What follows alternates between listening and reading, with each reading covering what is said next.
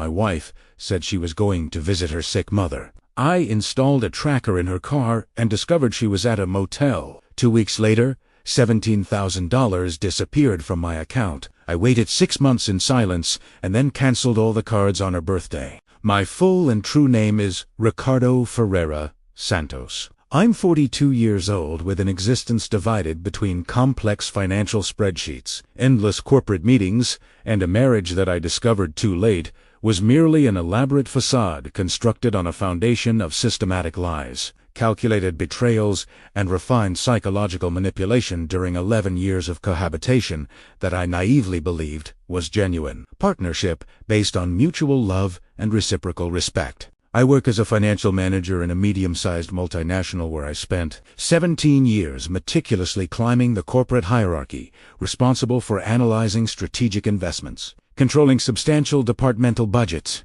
projecting future economic scenarios with mathematical precision that ironically didn't extend to perceiving glaring signs of infidelity happening literally under my nose, distracted by numbers and quarterly goals. For 11 absolutely transformative, deeply revelatory, and ultimately devastating years, I was married to Melissa Cardoso Ferreira, a woman who publicly presented herself as a dedicated personal trainer, building sculpted bodies for demanding clients, when in reality she was a consummate manipulator, serial cheater, and opportunistic thief specialized in exploiting marital trust to finance an unsustainable luxurious lifestyle through my hard-earned income, while simultaneously cheating repeatedly with multiple partners that I subsequently discovered were too numerous to catalog completely. The terrifying, revelatory, and transformative story that I will narrate in detail began on an apparently ordinary Thursday in March when I arrived home after a particularly exhausting day at the office facing a complex tax audit that consumed 14 consecutive hours of intense concentration reviewing financial documentation from the last 3 fiscal years, looking for microscopic inconsistencies that could signal potentially disastrous accounting irregularities. Back muscles painfully contracted from remaining seated uninterruptedly before 3 luminous monitors, displaying endless spreadsheets of numbers that danced hypnotically before my tired eyes, burning from accumulated eye strain, wanting only a quiet dinner, relaxing bath, and comfortable bed, promising necessary restorative sleep. Melissa was on the living room sofa leafing through a colorful women's fashion magazine when I entered through the front door carrying a heavy executive briefcase full of confidential documents that would need to be reviewed during the inevitably sacrificed weekend. She greeted me distractedly without lifting her eyes from the glossy pages, displaying unrealistically thin models, wearing absurdly expensive clothes that she frequently bought impulsively, using our joint credit card already, dangerously close to the limit I cautiously established monthly. On him. I need to go visit my mother early tomorrow morning because she called earlier saying she's feeling very bad, with uncontrolled blood pressure again, and worrying constant dizziness that could indicate something serious requiring urgent medical attention, Melissa announced, casually, indifferently, as if discussing trivial weather forecasts instead of supposedly serious family emergency involving the fragile health of an elderly mother-in-law I genuinely cared for, despite inconvenient geographical distance, living in a neighboring city located approximately 80 miles away, requiring 2 hours of travel on busy highways. I'll probably stay there a few days, helping her with household chores, emergency scheduled medical appointments, and providing comforting company because you know how anxious she gets when she's alone facing scary health problems at this vulnerable, advanced age. Her voice was perfectly modulated, convincingly rehearsed to convey appropriate filial concern, but something intangible, indefinable, subtly discordant in the subtext of the apparently innocent speech triggered a tiny instinctive alarm in my analytical consciousness, trained to detect anomalies and established patterns through years examining financial data, looking for strategically hidden irregularities. It wasn't the first time Melissa had claimed urgent need to visit her supposedly ailing mother during the preceding 6 months. There had been at least 5 similar occasions where she disappeared for 2 or 3 consecutive days, returning vague about specific details of the visits when casually questioned about the mother-in-law's improved or worsened health condition. Evasive, generalized responses that at the time I mistakenly attributed to understandable emotional concern instead of revealing signs of systematically planned deception. This time particularly, I observed fleeting facial micro-expressions crossing her features when she announced the trip. Momentary deviation from direct eye contact. Slight muscular tension around the jaw indicating cognitive stress from deliberately lying. Nervous touch adjusting hair unnecessarily. Subtle body signals that behavioral analysis professionals would instantly identify as classic indicators of conscious dishonesty that my brain cataloged subconsciously, despite not immediately processing the complete threatening significance. That specific night, lying awake in the comfortable matrimonial bed we had shared for 11 years while Melissa slept apparently peacefully beside me, breathing regularly. My mind spun obsessively, processing inconsistent details gradually accumulated during preceding months that I had rationalized, justified, conveniently ignored. Prolonged, unexplained absences, claiming vague professional commitments with private clients, never specifically named. Substantial, mysterious expenses, appearing in shared bank statements for purchases at luxurious establishments, she claimed were necessary investments in professional appearance, maintaining demanding clientele. Un familiar masculine cologne, occasionally permeating her clothes, that she implausibly justified as fragrance from Jim Coley, who hugged her effusively after particularly successful training. Frequent phone calls she answered hastily, moving away for suspicious privacy in the bedroom, deliberately closing the door before conversing in low tones. Incomprehensible through insulating walls. Individually, each incident seemed trivial, easily explainable, insufficient to suspect serious infidelity. But collectively they formed an undeniably concerning pattern that my analytical subconscious finally recognized, consciously demanding discreet but determined investigation.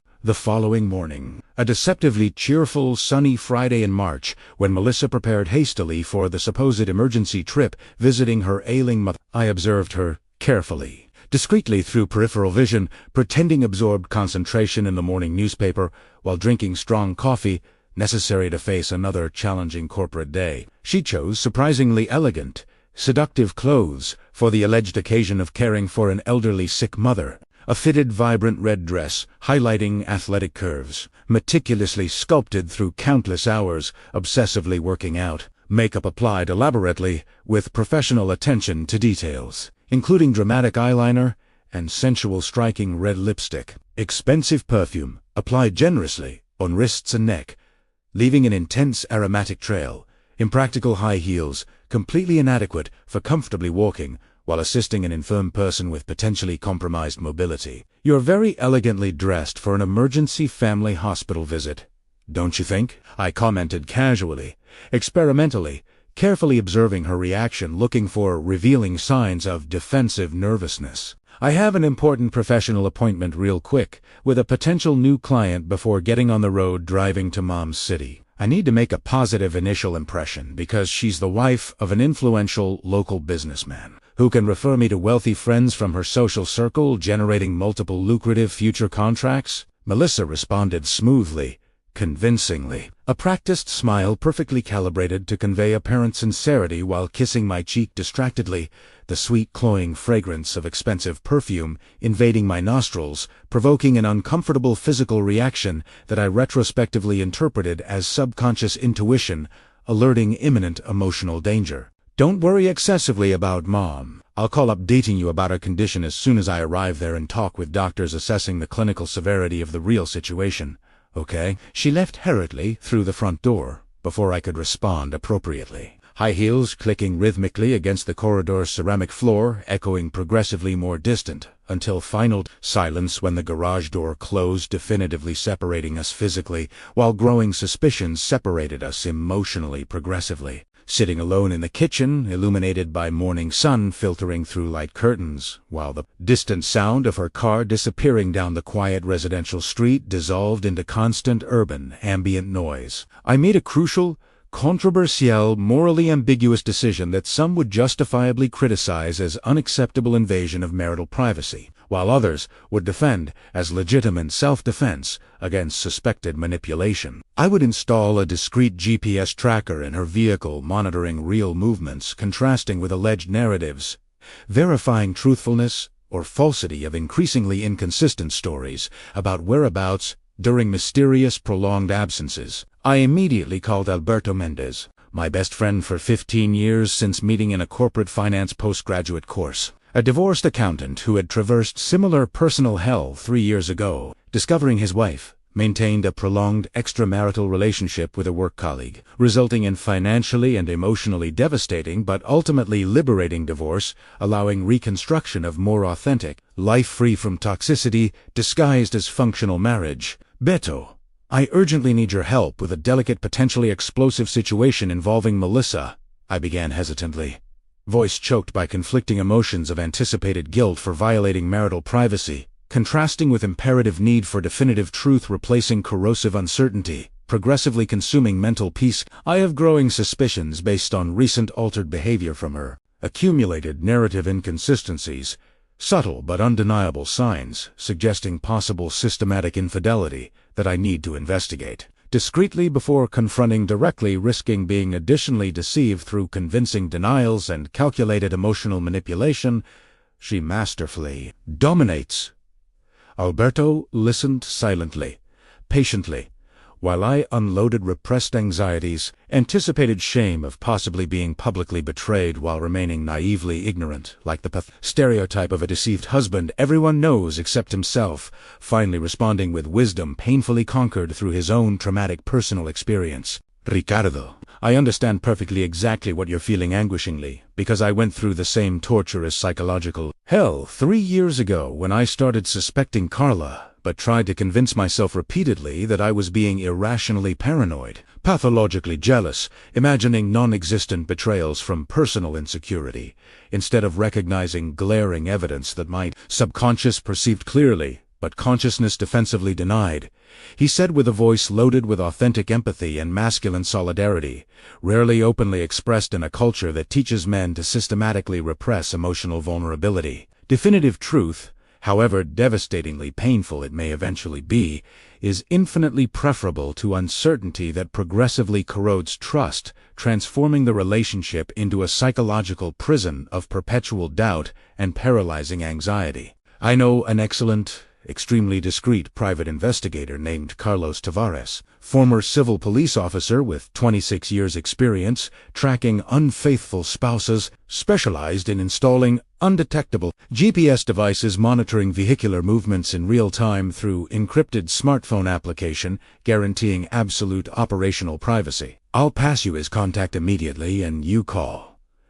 Explaining the situation, requesting urgent services before Melissa returns from the supposed family visit, allowing discreet installation of the tracker without her knowledge. 2 hours later, I met clandestinely with investigator Carlos in a deserted underground parking lot of a shopping center strategically located far from my residential neighborhood, minimizing risks of being recognized by mutual acquaintances who could inadvertently mention the suspicious meeting too. Melissa detonating premature confrontation before gathering substantial definitive evidence. Carlos was an impressive, intimidating 50-year-old man with the worn appearance of someone who has repeatedly witnessed the most sordid aspects of human nature, betraying sacred matrimonial vows for fleeting sexual gratification or opportunistic financial greed, militarily shaved graying hair revealing small scars dispersed across the scalp, witnessing occasional physical confrontations. During risky surveillances, cold brown eyes evaluating me, calculatedly determining if I was a genuine client seeking painful truth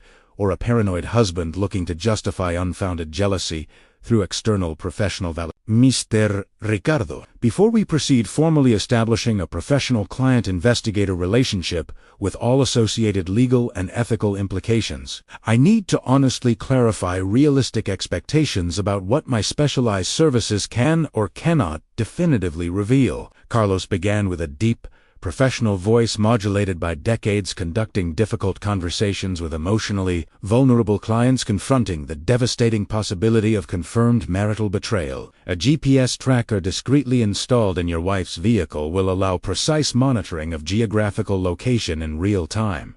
Complete history of routes traveled, time spent at specific locations, movement patterns revealing established routines versus unexplained suspicious deviations. However, locations alone don't definitively prove incontestable marital infidelity, because she could legitimately claim she visited a motel for plausible alternative reasons, like meeting friends discreetly. using facilities for aquatic physical exercises offered by some modern establishments, or simply resting privately between exhausting professional commitments. For indisputable photographic evidence, visually documenting infidelity would require additional personal physical surveillance, where I or associates would discreetly follow her photographing unequivocally compromising encounters, a substantially more expensive risky service than simple passive remote GPS monitoring. I immediately agreed to initial GPS tracker. Installation costing $2,500, including the technologically sophisticated, miniaturized device invisible when strategically installed under the vehicle chassis, and 3 months of remote monitoring through dedicated application, allowing real-time visualization of her vehicular movements, with the option to hire additional substantial photographic physical surveillance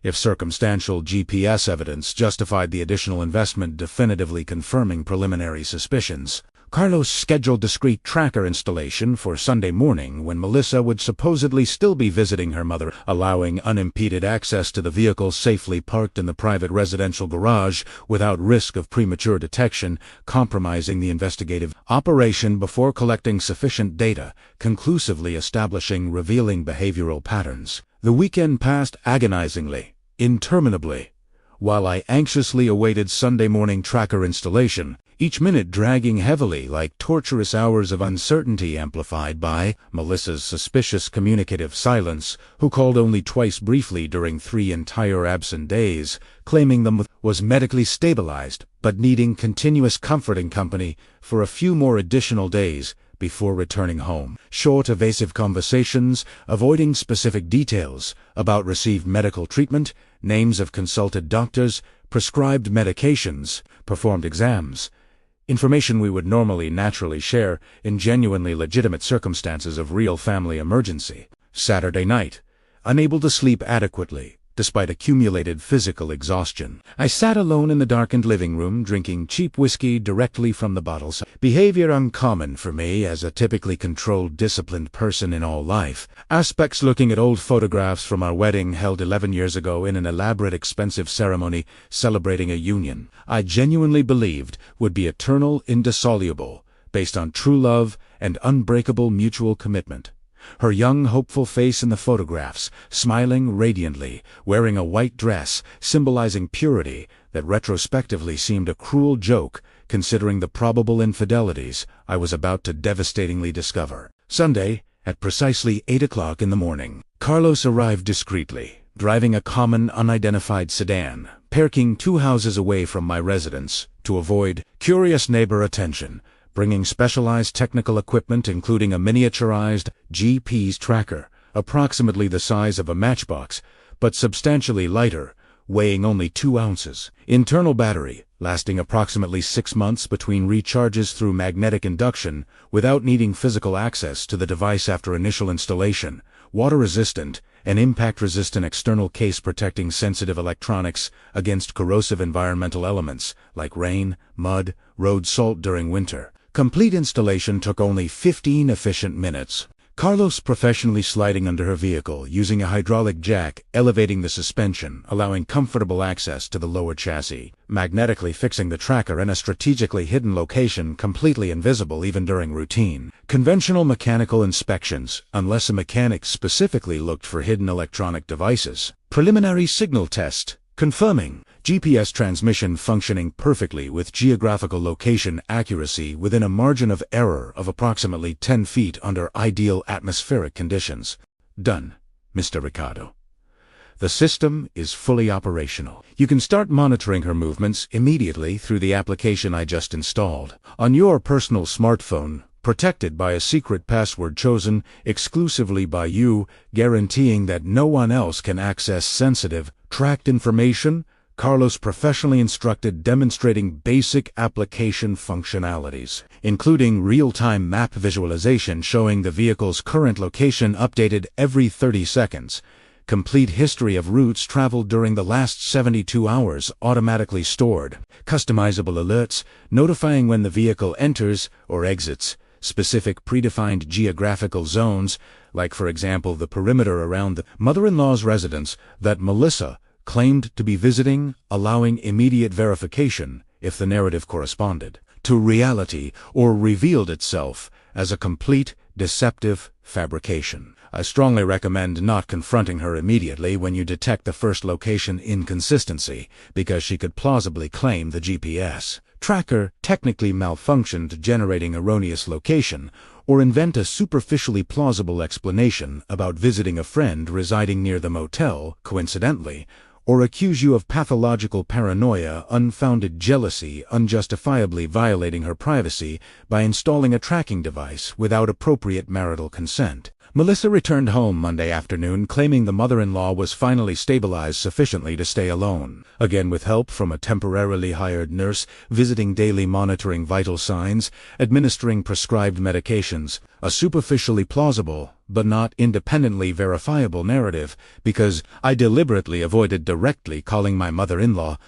confirming the story, risking that Melissa would discover my growing distrust through an inadvertently revealing conversation between mother-in-law and daughter. She hugged me prolongedly when she entered through the front door, demonstrating apparently genuine affection that would have completely comforted me a few weeks ago, but now seemed performatively calculated. Asked about my solitary weekend with convincing simulated concern. Commented, smiling, that she had missed me sleeping alone at her mother's house, subtly implying that our physical relationship remained healthy, active when in reality we had had sex only 3 times during the preceding 4 months. A dramatic frequency decrease I had mistakenly attributed to mutual professional stress and accumulated chronic fatigue instead of a revealing indicator that she was satisfying her sexual needs with a preferential extramarital partner. During the following days, I maintained an apparently normal routine, behaving like a carefree, confident husband, while secretly monitoring her every vehicular movement obsessively through the GPS tracker application I compulsively checked every 15 or 20 minutes during work hours, risking professional performance by allowing mental distraction, consuming concentration necessary for complex financial analysis, requiring uninterrupted, focused attention. Initially, for 3 or 4 days, her movement patterns corresponded reasonably well with professionally alleged activities: the gym where she trained private clients during mornings, the municipal park where she conducted outdoor functional training sessions during sunny afternoons, occasional visits to commercial establishments where she supposedly met potential new clients, discussing customized, personalized service contracts. I briefly began questioning my mental sanity, considering the embarrassing possibility of wasting scarce money,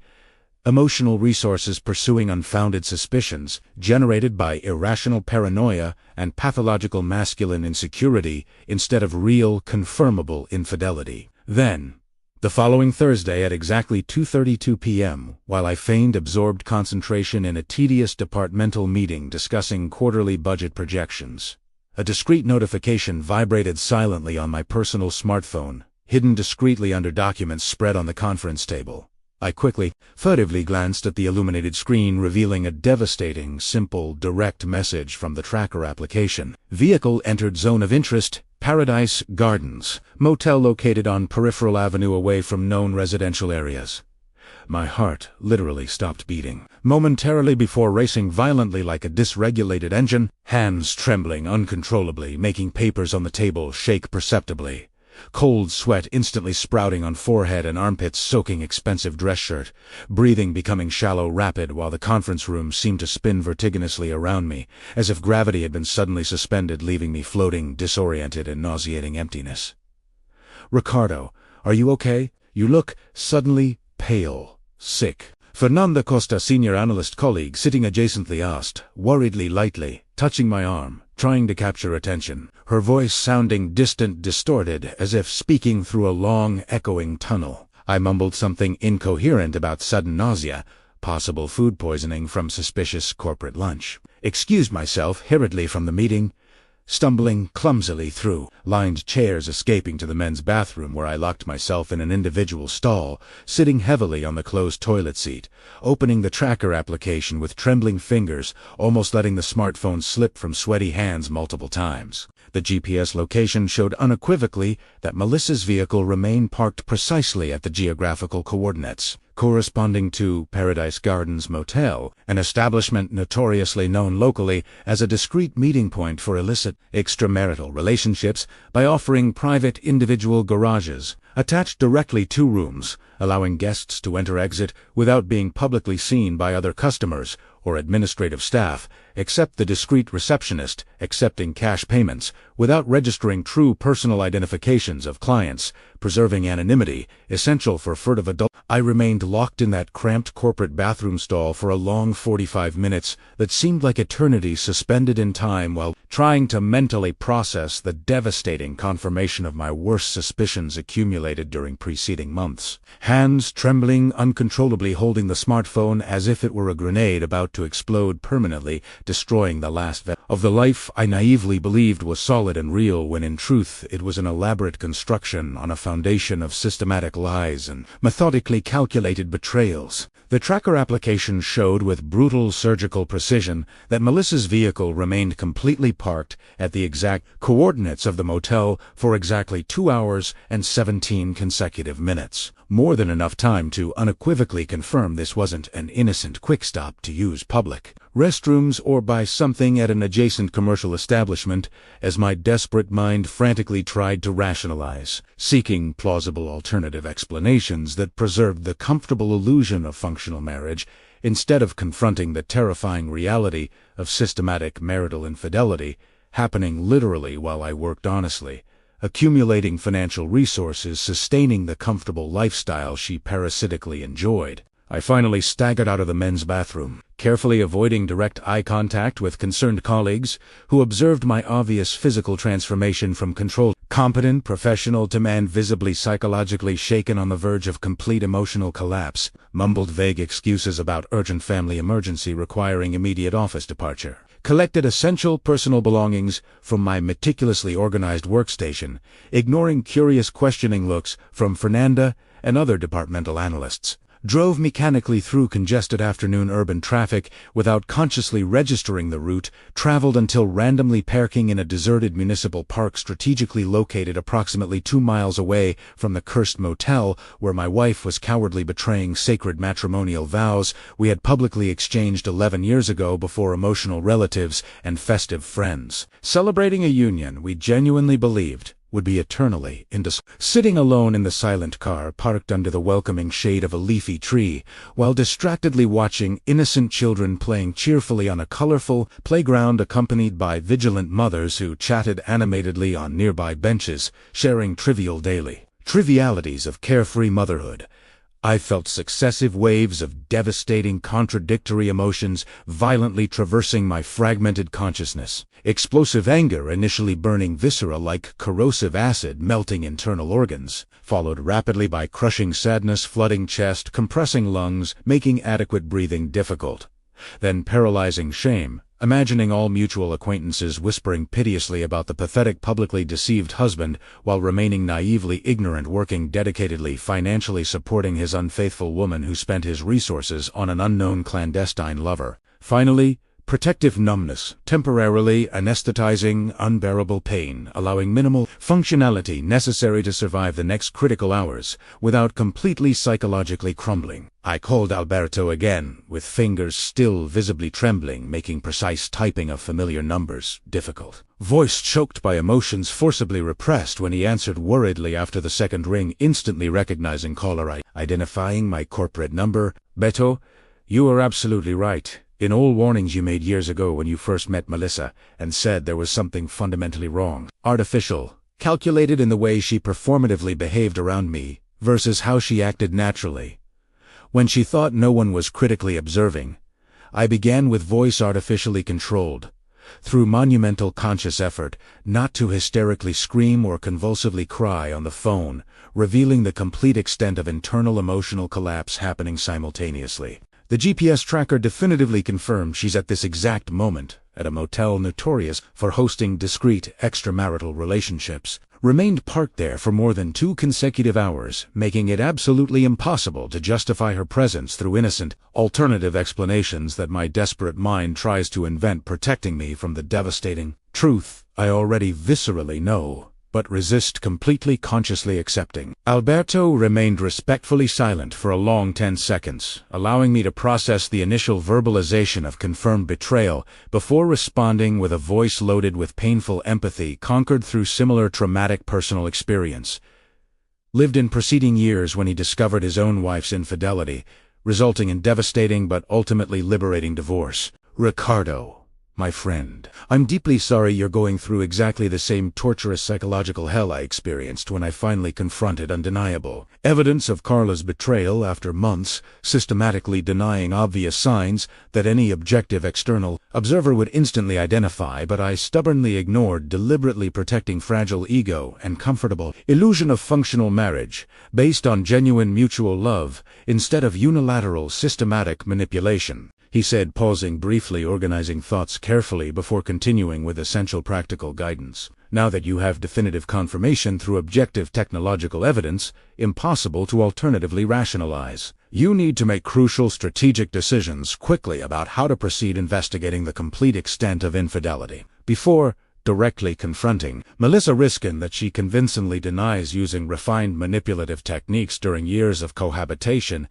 systematically deceiving you, or destroys compromising digital evidence, deleting incriminating messages, revealing communication histories, photographs documenting prolonged extramarital relationship. His words penetrated the numbed mental fog gradually, activating professional analytical mode, trained through years, examining complex financial data, looking for hidden, revealing patterns of systematic the same methodology applicable to investigating marital infidelity, documenting substantial evidence before inevitable final confrontation. You're absolutely strategically correct that confronting prematurely, without indisputable photographic evidence or irrefutable electronic documentation, would allow her to convincingly deny claiming the GPS tracker technically malfunctioned, generating erroneous location, or invent a superficially plausible explanation about visiting a friend residing near the motel, coincidentally, or accuse me of pathological paranoia, unfounded jealousy, unjustifiably violating her privacy by installing a tracking device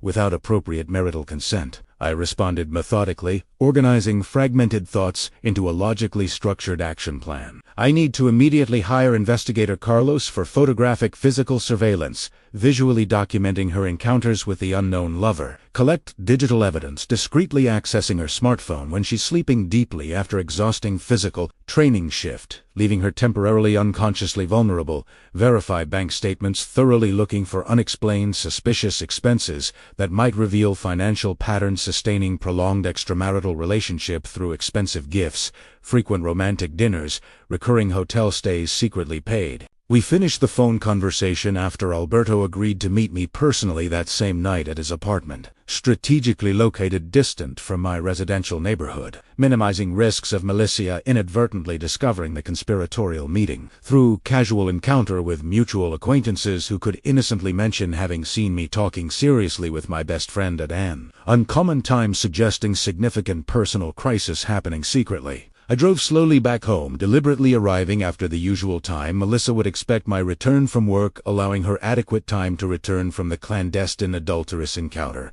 Physically clean herself, removing, revealing olfactory evidence like strange masculine cologne or characteristic sexual body odors. Emotionally compose herself, reassuming the dedicated wife mask instead of sexually satisfied lover, returning from prolonged intercourse with preferential extramarital partner. When I entered through the front door of the shared house, carrying heavy executive briefcase and carefully neutral facial expression disguising the devastating interior emotional storm, Melissa was cooking an unusually elaborate dinner in the modern kitchen she rarely used, generally preferring to order convenient delivery food or eat out at expensive restaurants, frequently claiming her exhausting work justified not wasting limited energy preparing laborious homemade meals. She wore comfortable casual clothes, completely different from the seductive red dress she had worn in the morning, supposedly for a professional meeting with a potential new client. Hair still slightly damp, suggesting a recent bath, presumably taken in the motel shower, removing physical evidence of the sexual encounter before returning home, assuming the innocent domestic wife role. "Hi, honey. You arrived late today. Did something problematic happen at work, requiring unexpected overtime?" she asked casually, turning briefly from the stove where she stirred a steaming pot, exhaling appetizing aromas of elaborate Italian food.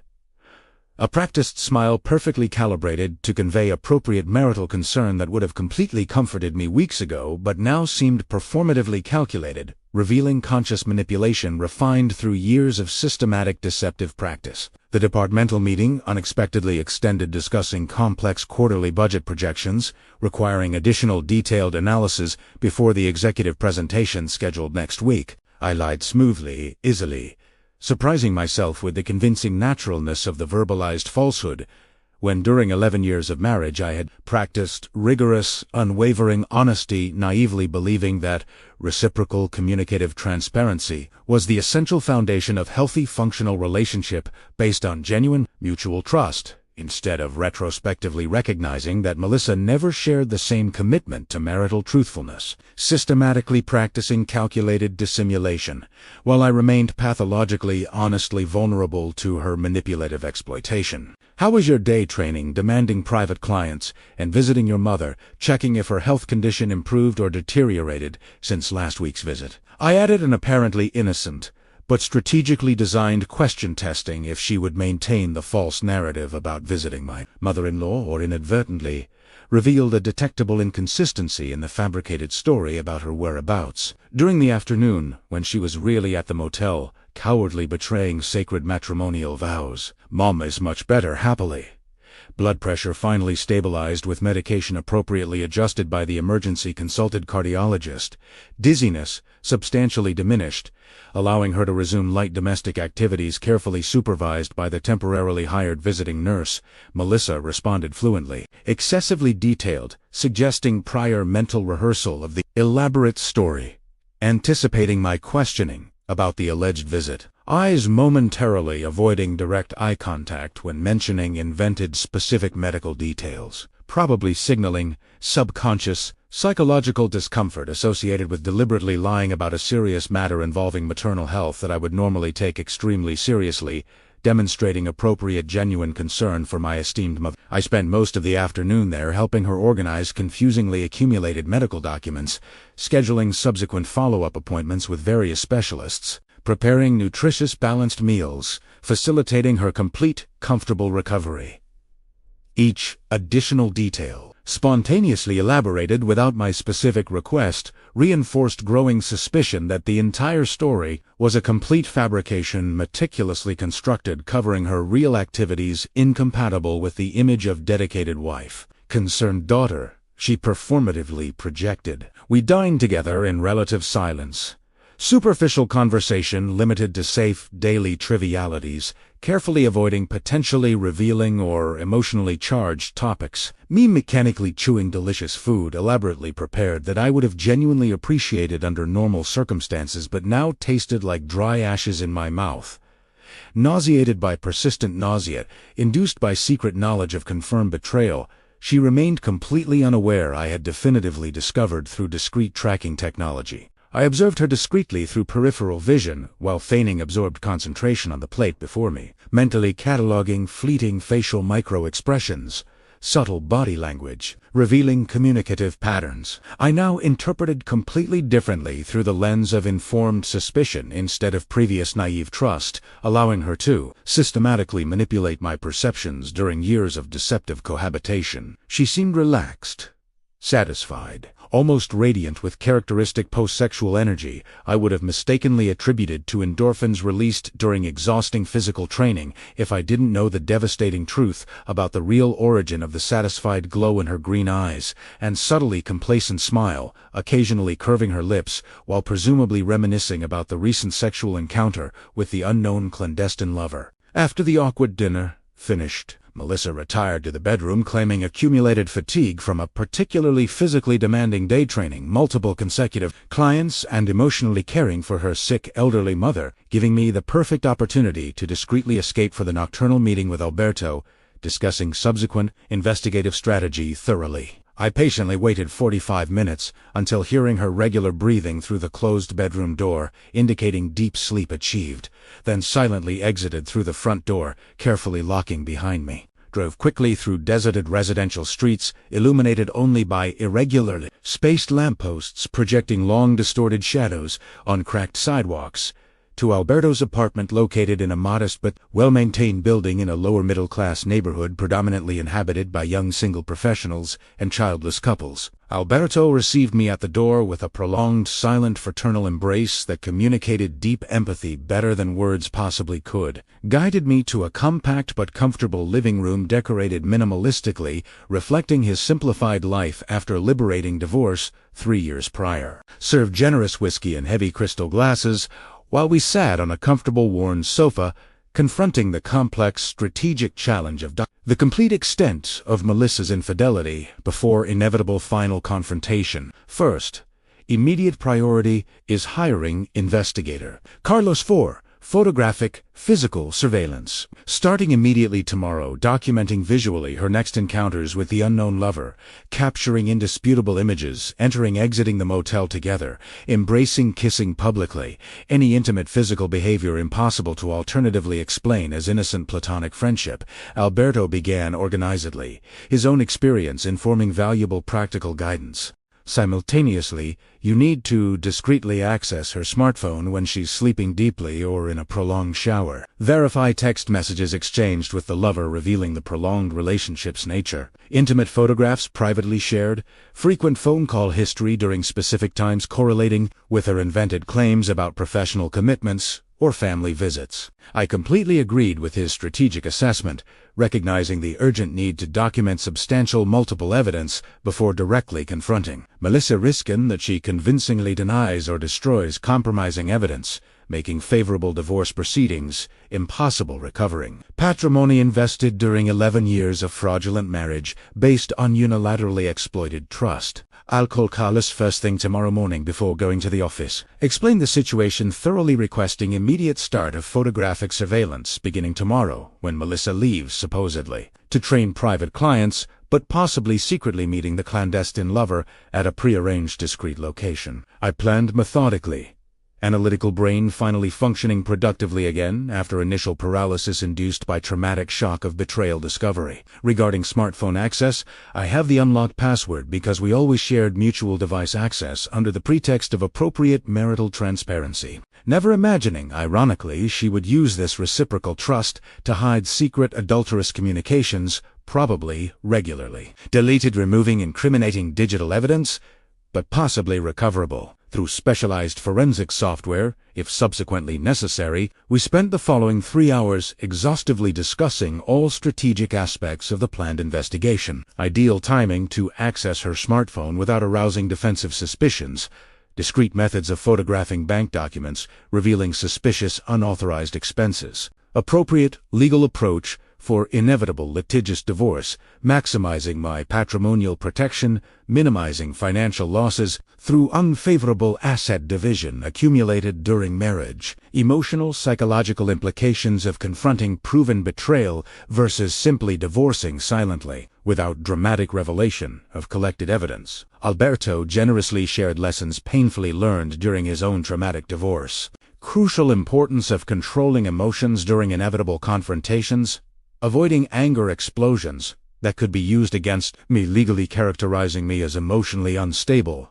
inadequate. Necessity of documenting absolutely everything meticulously, including dates, times, locations of each collected evidence, establishing a timeline of prolonged infidelity pattern. Strategic value of consulting a family law specialist lawyer before confronting unfaithful spouse, guaranteeing adequate legal protection and appropriate procedural guidance. I returned home at 2:37 a.m., finding Melissa still sleeping deeply in exactly the position I had left hours before. Silently slipped into the shared bed, maintaining maximum possible physical distance on the queen-size mattress, avoiding accidental bodily contact that would cause me intolerable physical revulsion now that I definitively knew with whom else she shared sexual intimacy. I naively believed was exclusively mine during 11 years of presumed monogamous marriage. I remained awake until dawn, obsessively processing the devastating events of the last 12 hours, meticulously planning next investigative steps, repeatedly imagining the final confrontation when I would finally reveal complete knowledge of her betrayal,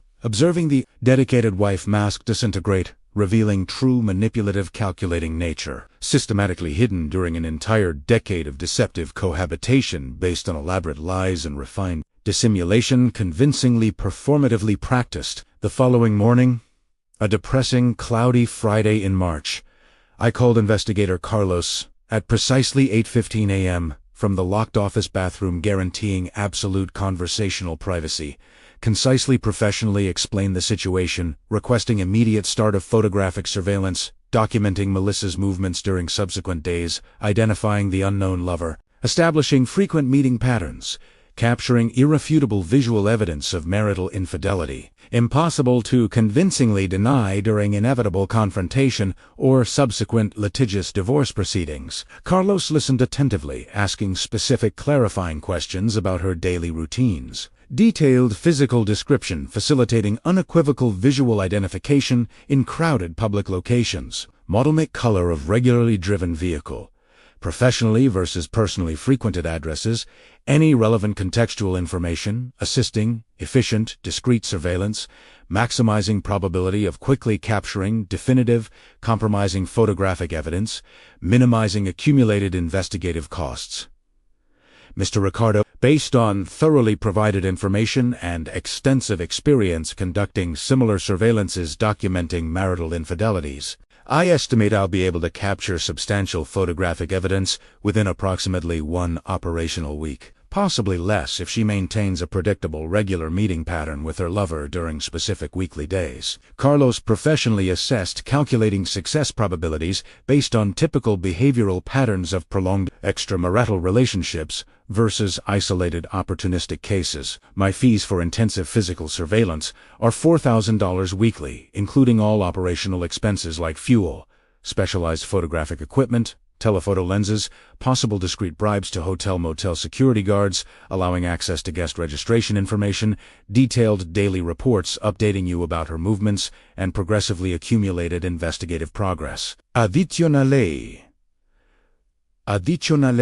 if you desire videographic documentation beyond static photographs providing complete temporal context of adulterous encounters, it would be an additional $1,500 weekly, covering additional specialized equipment and time for video compilation editing chronologically. I immediately agreed to both photographic and videographic services, despite the substantial total cost of $5,500 weekly, representing a significant percentage of my net monthly salary. Recognizing the investment would be widely justified through patrimonial protection during inevitable divorce and psychological satisfaction of confronting Melissa with irrefutable visual evidence, impossible to manipulatively deny, claiming unfounded paranoia or unjustified pathological jealousy on my part. Carlos confirmed immediate surveillance start beginning that same morning, positioning himself discreetly near the gym where Melissa claimed to regularly train morning clients, tracking her subsequent movements during the entire day,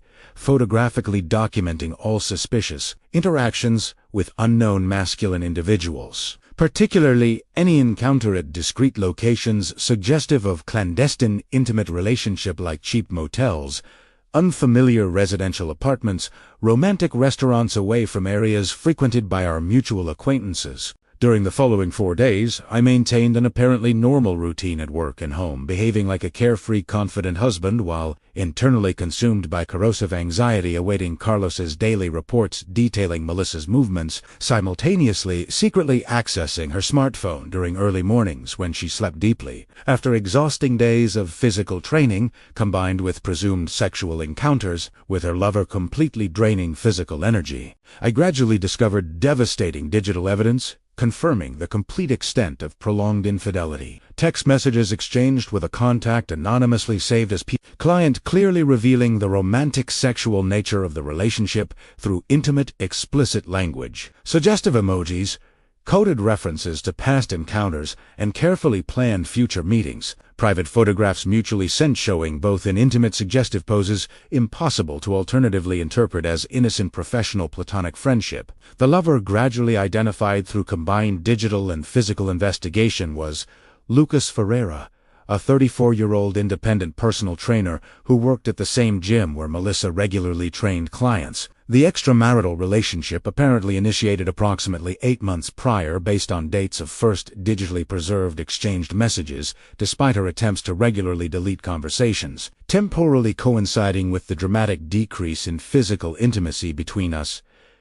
I had mistakenly attributed to mutual professional stress and chronic fatigue, instead of recognizing as a revealing symptom of her satisfying sexual needs with a preferential extramarital partner, objectively physically superior to me in multiple aspects, including age, musculature, physical and characteristics superficially valued in a culture obsessed with idealized body appearance. Carlos captured devastatingly conclusive photographic and videographic evidence during 4 days of intensive surveillance. Melissa and Lucas entering the motel together Tuesday afternoon at 2:45 p.m., remaining inside for 3 hours and 12 minutes before exiting separately with a 15-minute interval, presumably minimizing risks of being simultaneously seen by casual acquaintances, kissing passionately in an isolated municipal park parking lot Thursday morning at 10:32 a.m. after an alleged professional joint training session, but clearly romantic, based on intimate body language captured by telephoto lens. Embracing prolongedly at Lucas's residential apartment door Friday night at 9:08 p.m.,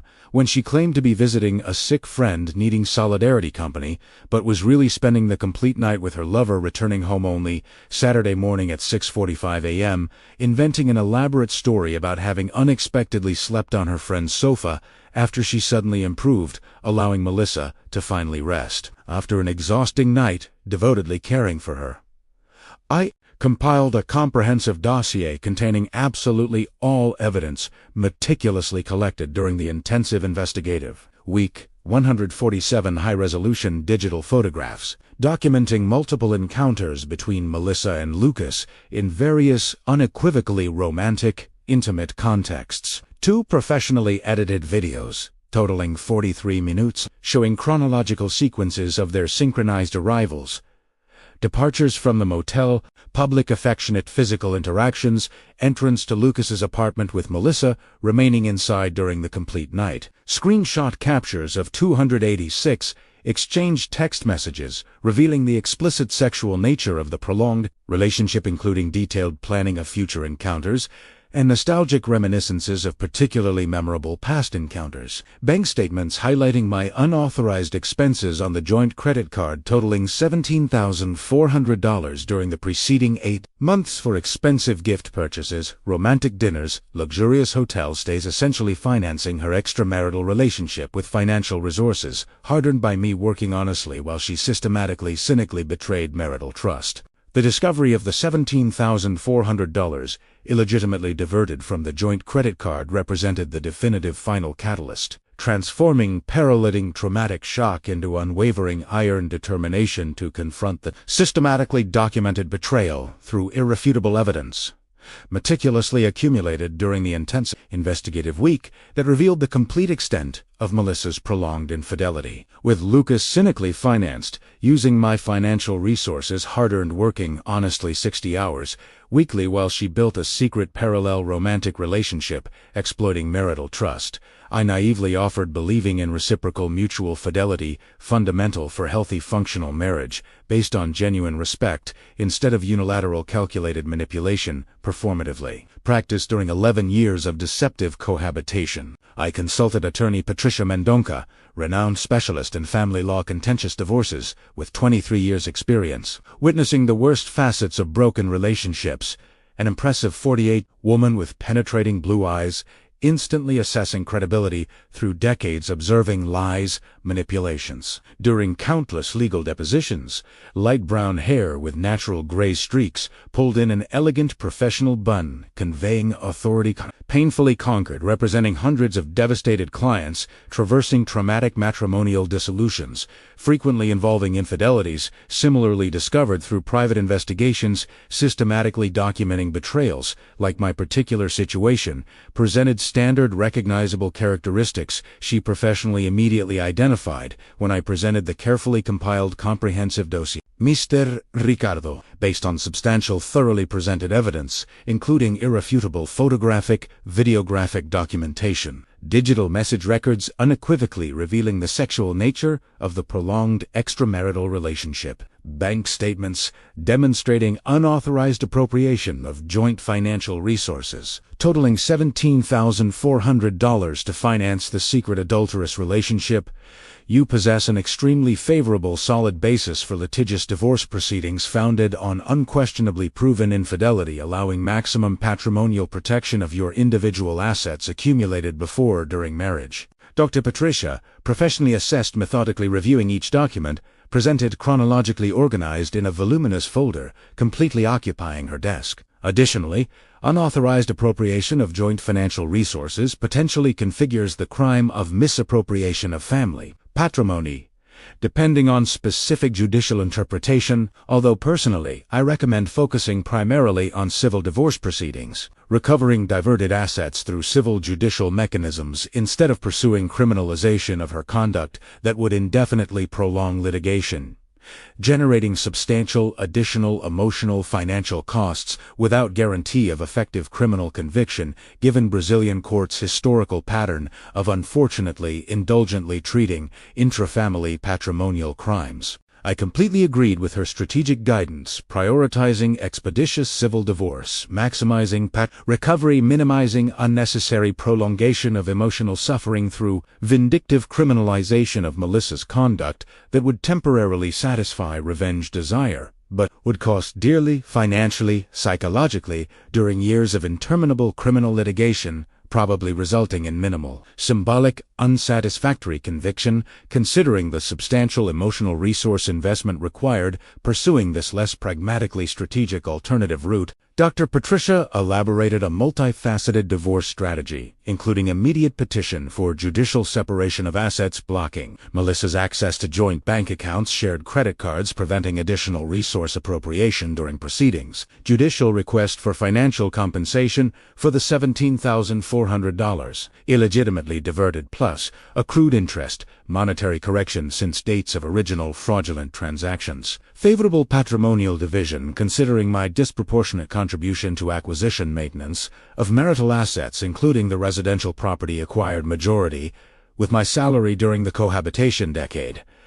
given that her income as independent personal trainer remained perpetually unstable, inconsistent, insufficient to equitably contribute ordinary domestic expenses.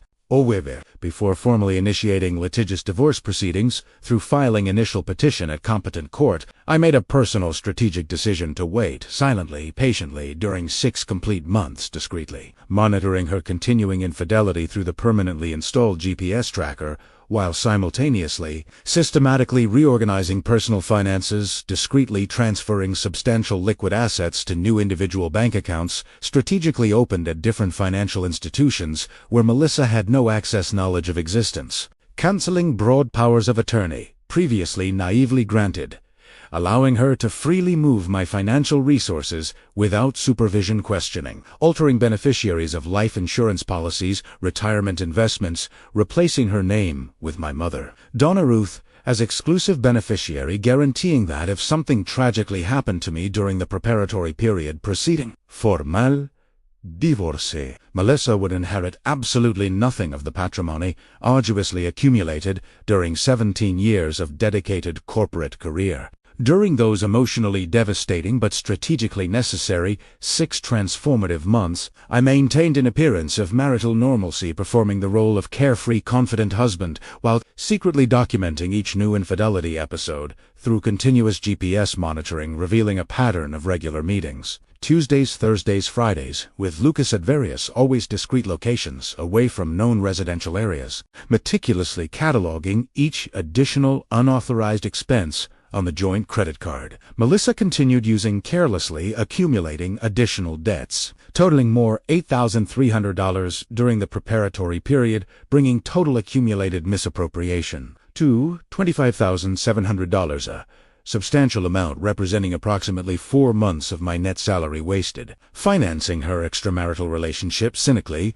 while I worked honestly sustaining the comfortable lifestyle she parasitically enjoyed without appropriate recognition, gratitude, parallel to strategic divorce preparation. I sought professional psychological support through intensive weekly therapy with a psychologist specialized in relational traumas, helping me process devastating contradictory emotions, violently oscillating between explosive anger directed against Melissa Lucas for systematic, cowardly betrayal, crushing sadness for the loss of marriage I genuinely believed, based on mutual love, revealing itself as an illusion unilaterally fabricated by me, while she never shared the same commitment to emotional sexual fidelity. Paralyzing shame, imagining mutual acquaintances judging me as an inadequate husband, incapable of appropriately satisfying his wife, forcing her to seek sexual emotional satisfaction externally with an objectively, physically superior man in multiple culturally valued superficial aspects. Finally, gradual acceptance that responsibility for her betrayal rested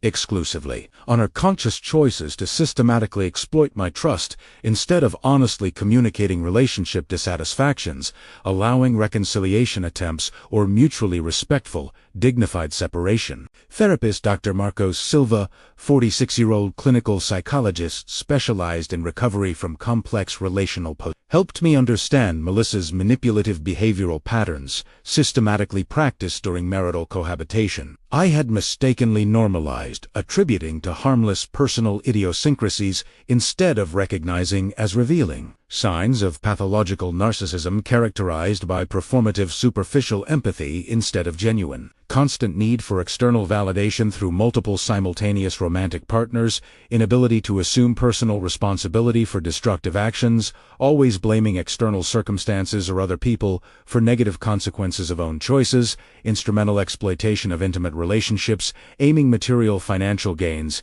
instead of authentically reciprocally enriching emotional connection. Ricardo, it's important to recognize you couldn't have prevented her betrayal regardless of how attentive, vigilant, dedicated you were as a marital partner, because individuals with pronounced narcissistic characteristics systematically betray, regardless of the objective quality of the primary relationship they maintain. Their infidelity doesn't reflect your inadequacies as a partner, but rather fundamental deficits in their capacity to form authentic, deep emotional bonds based on genuine reciprocity instead of unilateral opportunistic exploitation. Dr. Marcos compassionately explained during a particularly emotional session when I finally allowed myself to cry uncontrollably, releasing months of forcibly repressed emotions maintained under rigid control during the preparatory period preceding inevitable final confrontation. Melissa's birthday occurred precisely Thursday, September 5th, exactly 6 months after initial betrayal discovery through GPS tracker confirming prolonged stay at the notorious motel, a date strategically chosen by me as the culminating moment to execute coldly calculated revenge meticulously planned during months of preparation, guaranteeing maximum emotional psychological impact on her while simultaneously maximally protecting my patrimonial interests through litigious divorce, solidly founded on unquestionably proven infidelity, irrefutable evidence. Melissa was planning an elaborate 40th birthday celebration, a significant life milestone, had reserved an expensive exclusive restaurant for romantic dinner, supposedly. Just the two of us celebrating a decade of matrimonial cohabitation, although I knew through continuous GPS monitoring that she planned to secretly meet Lucas before dinner with me, presumably receiving gifts, romantic attention from him first, before performing the dedicated wife role during the celebratory marital meal with me later that same night. Cynically, on the morning of that memorable, definitively transformative day, I deliberately woke early before her, carefully dressed in formal executive attire, conveying professional seriousness appropriate for the significant occasion inexorably approaching, prepared simple coffee, avoiding culinary elaborations, special traditionally associated with birthday celebrations, because I felt absolutely no inclination to celebrate the existence of a woman who had systematically betrayed my trust during a minimum documented 8 months. Probably substantially more time, considering behavioral patterns retrospectively identified through intensive therapy, revealing early signs of potential infidelity naively ignored in preceding years. When Melissa emerged sleepy from the bedroom wearing a pink silk robe, probably expecting an elaborate traditional morning surprise, I had faithfully offered every previous year, including breakfast in bed, carefully selected gifts, handwritten sentimental cards expressing eternal love, unwavering commitment she never deserved reciprocated genuinely. She found only an empty kitchen table, except a simple white envelope, centrally positioned, containing Official divorce documents formally filed at competent court the previous day, with a complete copy of the evidence dossier, meticulously compiled photographic, videographic, digital financial documenting the complete extent of her prolonged betrayal with Lucas. Happy birthday, Melissa. Inside this envelope you'll find a litigious divorce petition founded on marital infidelity, irrefutably proven through photographic, videographic, digital evidence collected during the last 6 months, documenting your prolonged extramarital relationship with Lucas Ferreira, a personal trainer work colleague at the gym you regularly frequented, allegedly for professional purposes, when you were really conducting a parallel secret romantic sexual relationship cynically financed using our joint credit card, illegitimately appropriating $1,700 accumulated during the last 8 months for expensive gifts, romantic dinners, luxurious hotel stays, discreet motel, regularly frequented, Tuesdays, Thursdays, Fridays, as extensively documented through GPS tracker, discreetly installed in your vehicle. I began calmly, coldly, voice completely devoid of apparent emotion, although internally feeling a complex mixture of vindictive satisfaction at the shocked, devastated expression on her face, gradually processing the complete magnitude of the catastrophically developing situation before her wide, incredulous green eyes, combined with residual sadness for the definitive death of a marriage I genuinely believed, based on mutual love, finally revealing itself as a unilateral illusion, naively fabricated by me alone. Melissa remained silently paralyzed for a long 40 seconds processing the devastating information, hands visibly trembling when she finally opened the envelope extracting official documents professionally printed on Patricia Mendonca Law Office letterhead. Eyes quickly scanning initial pages of the divorce petition before reaching the photographic evidence section showing high-resolution images of her and Lucas entering and exiting the motel, intimately embraced, passionately kissing an isolated parking lot, walking hand in hand through the municipal park, behaving unequivocally as a romantic couple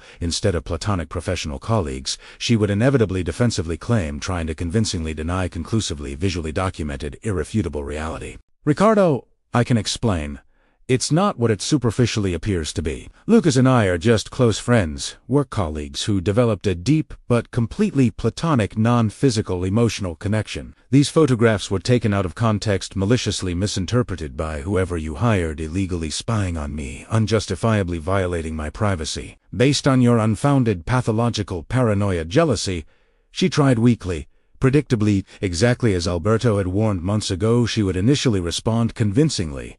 denying manipulating my perceptions through refined psychological techniques performatively practiced during an entire decade of deceptive cohabitation. Melissa, there are 147 additional photographs documenting multiple encounters between you two during the last 6 months in various unequivocally romantic, intimate contexts. 2 videos, totaling 43 minutes, showing chronological sequences of you both entering, exiting the motel, synchronizedly remaining inside for consecutive hours on multiple occasions. 286 text messages, exchanged between you saved under the coded name PT client on your smartphone, I discreetly accessed during early mornings when you slept deeply, revealing explicitly sexual romantic language, including detailed planning of future encounters, nostalgic reminiscences of particularly memorable past encounters, impossible to alternatively interpret as innocent professional platonic friendship. I responded methodically, clinically, sequentially enumerating evidence, observing the innocent, dedicated wife mask progressively disintegrate, revealing growing panic when she finally understood the complete magnitude of accumulated documentation, making plausible, convincing denial impossible, which had worked manipulatively countless times in preceding years when I timidly questioned narrative inconsistencies, accepting implausible, superficial explanations, naively because I blindly trusted her as a marital partner, theoretically committed to mutual fidelity, honest reciprocity. Additionally, I permanently canceled all joint credit cards effective immediately, integrally transferred funds from shared bank accounts to new individual accounts where you have no access whatsoever, altered beneficiaries of all life insurance policies, retirement investments, completely removing your name, replacing it with my mother, Donna Ruth, as exclusive beneficiary, formally revoked all previously granted powers of attorney allowing you to move my financial assets, judicially blocked your access to the shared residential property through temporary judicial order, granted yesterday based on evidence presented to court demonstrating proven infidelity, risk of additional patrimonial appropriation if you maintained unrestricted residence, access during litigious divorce proceedings. I continued implacably, systematically, detailing each protective measure strategically implemented during months of silent preparation, guaranteeing maximum protection of my patrimonial interests, while she remained completely unaware of the storm inexorably approaching, destroying the comfortable life parasitically constructed, exploiting my financial resources during an entire decade. You have 60 minutes to collect immediate essential personal belongings before permanently abandoning the residence as stipulated by temporary judicial order granted yesterday establishing immediate physical separation. During divorce proceedings, my attorney, Patricia Mendonca, will be present supervising belongings collection, guaranteeing you don't illegally remove marital assets beyond strictly your clothes' personal objects. Any attempt to remove questionable items will result in immediate police activation, executing search, seizure warrant already preventively obtained, anticipating possible opportunistic behavior, attempting to inappropriately appropriate goods during today's forced residence departure. I definitively concluded, observing her gradually process the devastating reality that meticulous silent planning during 6 months of strategic preparation resulted in perfect execution of coldly calculated revenge, maximizing emotional psychological impact on her exactly on her 40th birthday when she expected elaborate celebration. Receiving gifts, attention, constant external validation. Her narcissistic personality compulsively demanded, instead of confronting devastating consequences of systematic destructive choices, cowardly betraying cynically exploited marital trust during countless years. Melissa desperately tried to argue, pathetically plead, performatively cry, claiming deep regret, momentary error of judgment, promising to immediately terminate the relationship with Lucas Reed, my trust through subsequent years of faithful dedication.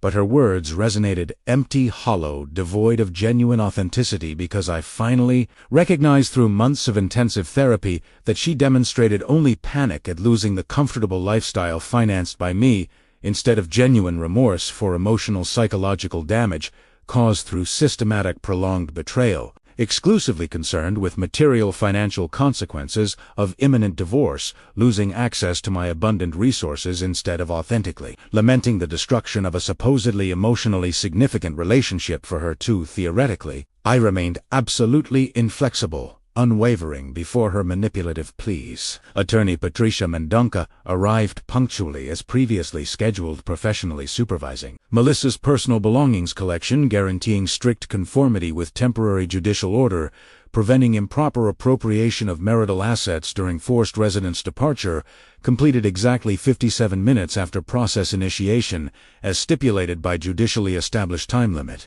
After the door definitively closed behind her, carrying hastily packed suitcases containing only strictly her clothes, personal objects, leaving behind completely the comfortable life, parasitically constructed during an entire decade exploiting my financial resources. I sat alone silently in the living room we had shared during 11 years of matrimonial cohabitation, now strangely silent, empty, devoid of her toxic presence, finally feeling a complex mixture of contradictory emotions, including liberating relief from definitive removal of the source of constant stress,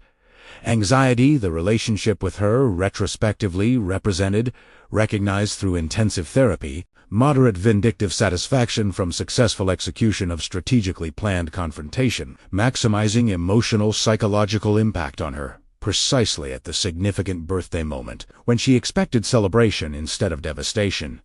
Persistent residual sadness for the definitive death of a marriage. I genuinely believed, based on mutual love, honest reciprocity, ultimately revealing itself as a unilateral illusion, naively fabricated exclusively by me, while she never shared the same commitment to adequate emotional fidelity. The litigious divorce proceedings proceeded relatively expeditiously, by notoriously slow Brazilian judicial standards, only 9 months between initial petition filing until definitively homologated final sentence, irrevocably dissolving the marriage, substantially facilitated by overwhelmingly robust evidence, methodically presented by attorney Patricia, irrefutably demonstrating Melissa's prolonged infidelity, misappropriation of joint financial resources totaling $25,700 during preceding 8 months, financing secret extramarital relationship with Lucas. Complete absence of plausible defensive arguments from her overwhelmed public defender lawyer, who feebly tried contesting photographic evidence validity, claiming privacy invasion through unauthorized GPS tracking, but court promptly rejected frivolous argumentation recognizing spouse legitimacy to discreetly investigate founded infidelity suspicions before directly confronting potentially unfaithful spouse,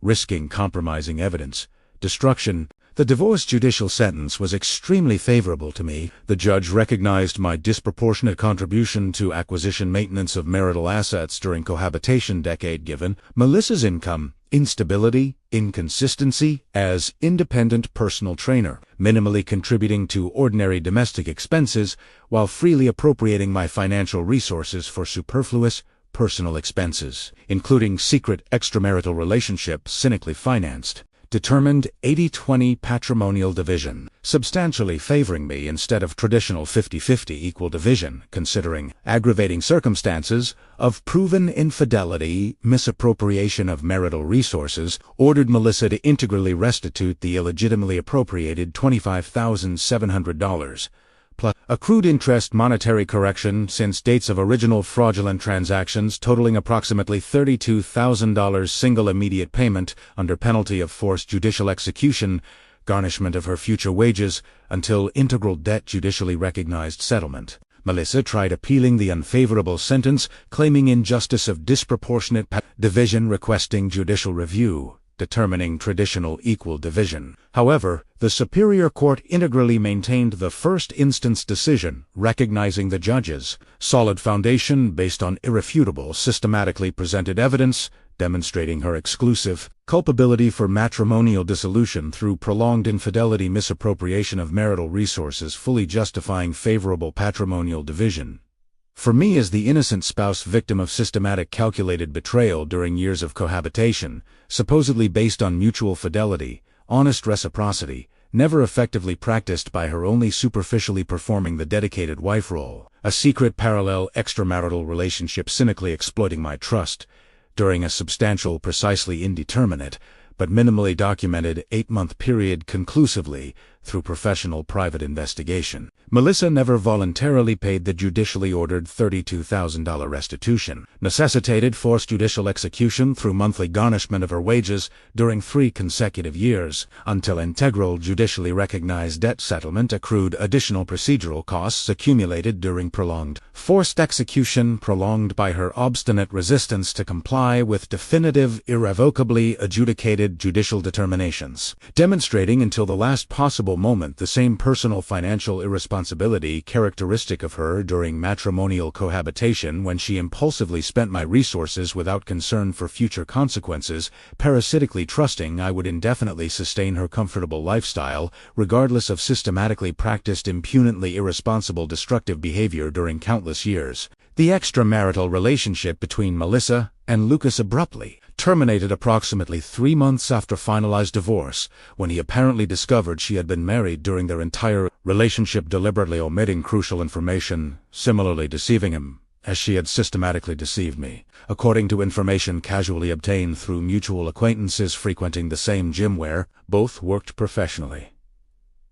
Lucas immediately broke the relationship, feeling betrayed, manipulated, unwittingly used as involuntary accomplice in someone else's marriage, destruction without full knowledge, informed consent about Melissa's real situation, who had falsely presented herself as a recently divorced woman seeking romantic restart after previous relationship failed through mutual incompatibility instead of honestly revealing she maintained an active marriage, while simultaneously conducting a secret parallel extramarital relationship with him. In subsequent years after the transformative liberating divorce, I gradually rebuilt personal professional life, prioritizing career corporate growth, resulting in senior financial management promotion with substantial % salary increase, recognizing renewed work dedication after eliminating toxic emotional distractions, represented by dysfunctional relationship with Melissa, unproductively consuming disproportionate psychological energy, investing substantial time, energy developing hobbies neglected during marriage, including mountain cycling, providing regular physical exercise, therapeutic, emotional catharsis through isolated nature away from urban stress. Landscape photography allowing previously repressed artistic creative expression for lack of adequate time dedication during years erroneously prioritizing Melissa's needs demands over my own personal development repeatedly sacrificed maintaining fundamentally unbalanced relationship where I consistently donated more than I reciprocally received from her selfishly. Approximately 2.5 years after finalized divorce, I met Amanda Brut, a 37-year-old independent architect, similarly divorced, after discovering her ex-husband's infidelity 3 years prior. We shared similar traumatic experiences of marital betrayals, painfully discovered through private investigations systematically documenting prolonged infidelities of respective spouses. We thought we intimately knew, but ultimately revealed themselves as strangers performing dedicated spouse roles while maintaining secret parallel extramarital relationships, cynically exploiting our trusts during years of matrimonial cohabitations, supposedly based on mutual fidelities never effectively practiced by them. Amanda possessed gentle brown eyes that had known deep suffering from devastating betrayal, but chose to maintain the capacity to trust again, selectively, criteriously, instead of completely hardening into bitter, protective cynicism, permanently isolating herself from possibility of future authentic emotional connection, fearing repetition of pain experienced in tragically failed previous relationship. The relationship with Amanda developed slowly, carefully, respectfully, during an entire year before consolidating into serious, exclusive mutual commitment, both sharing understandable caution resulting from previous relational traumas, requiring substantial time to rebuild capacities to trust, emotionally, vulnerably, again risking potential future pain instead of remaining safely protected emotionally. Isolated, completely avoiding genuine deep intimacy requiring frightening, authentic, reciprocal vulnerability after devastating experiences of previous marital betrayals,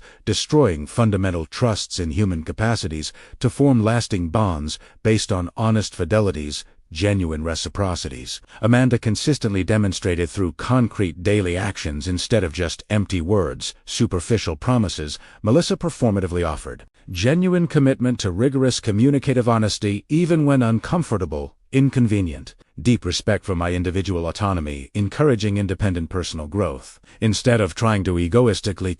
manipulate my behaviors as Melissa subtly, systematically practiced during dysfunctional marriage. Equitable reciprocity, proportionally contributing shared expenses, domestic responsibilities, instead of parasitically exploiting my financial resources, as Melissa had impudently done during an entire cohabitation decade, fundamentally unbalanced. Today, 5 years after the initial devastating discovery of Melissa's betrayal through GPS tracker, confirming prolonged stay at notorious motel that transformative Thursday in March when the known world catastrophically crumbled, revealing the terrifying reality of systematic infidelity happening literally while I worked honestly, naively believing in a functional, healthy marriage based on mutual love,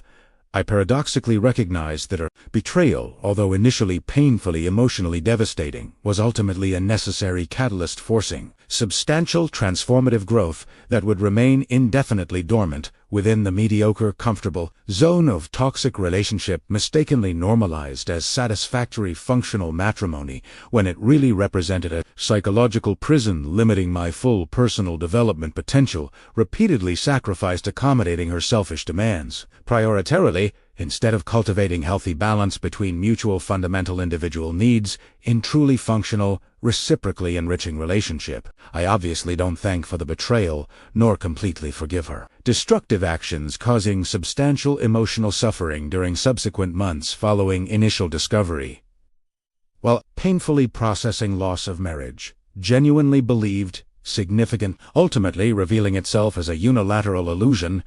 naively fabricated exclusively by me. However, I serenely recognize through prolonged therapy that overcome adversity substantially strengthen character, developing previously non-existent emotional resilience, clarified authentic, fundamental values, prioritizing honesty, integrity, genuine reciprocity in future relationships, instead of passively accepting manipulative toxic behaviors, mistakenly normalized, during dysfunctional marriage with Melissa, taught profound valuable lessons about critical importance of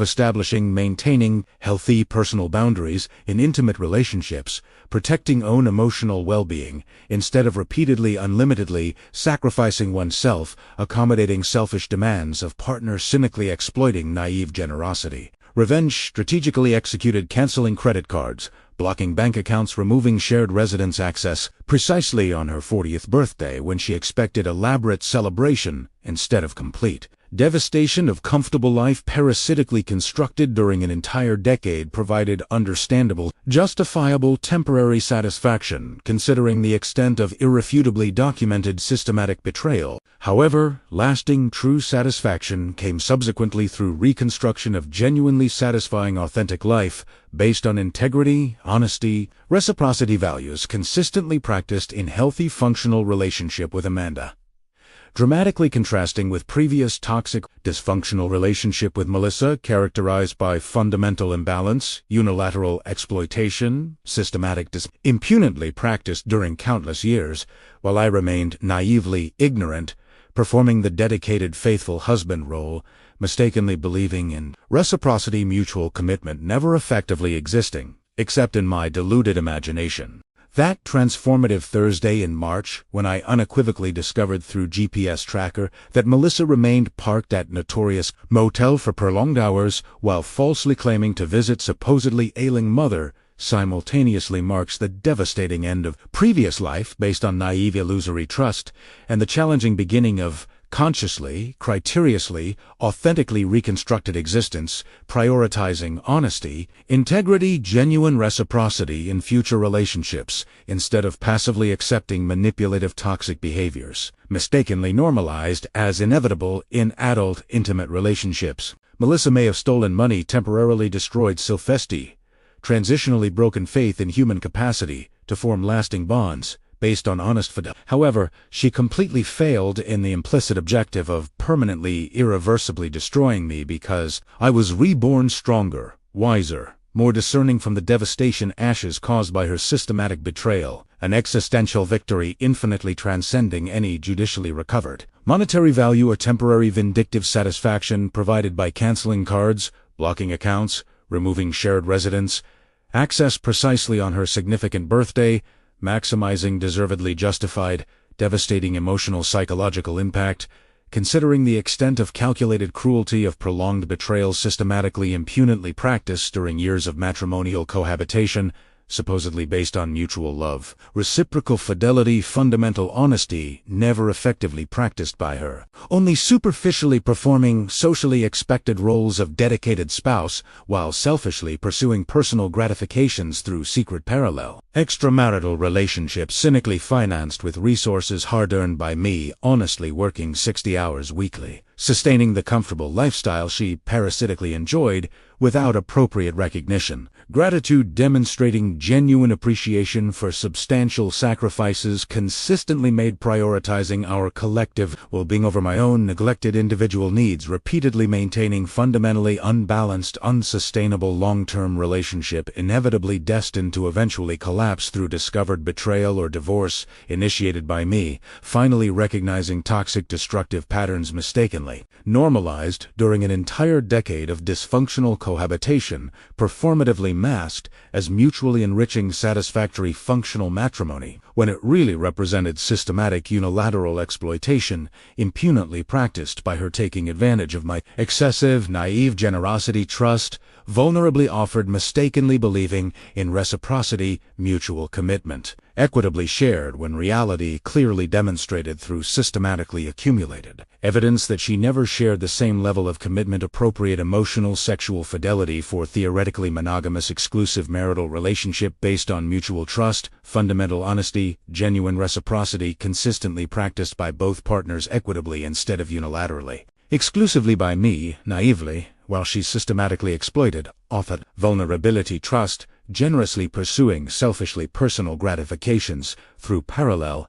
extramarital relationship, secretly maintained during a substantial, minimally documented 8-month period, possibly significantly longer time, considering retrospectively identified behavioral patterns strongly suggesting prior undocumented infidelities, but highly statistically probable, considering her narcissistic psychological profile progressively revealed through intensive therapy, analyzing in detail dysfunctional relational dynamics, characterizing the entire marriage retrospectively recognized as fundamentally problematic since beginning, although subtle signs were conveniently ignored, rationalized during preceding years, protecting comfortable illusion of satisfactory functional marriage instead of courageously confronting uncomfortable reality of exploitative, toxic relationship maintained primarily by familial social economic inertia instead of genuine, authentic emotional connection. Sustaining truly healthy, functional, mutually enriching relationships based on honest reciprocity, consistently, equitably practiced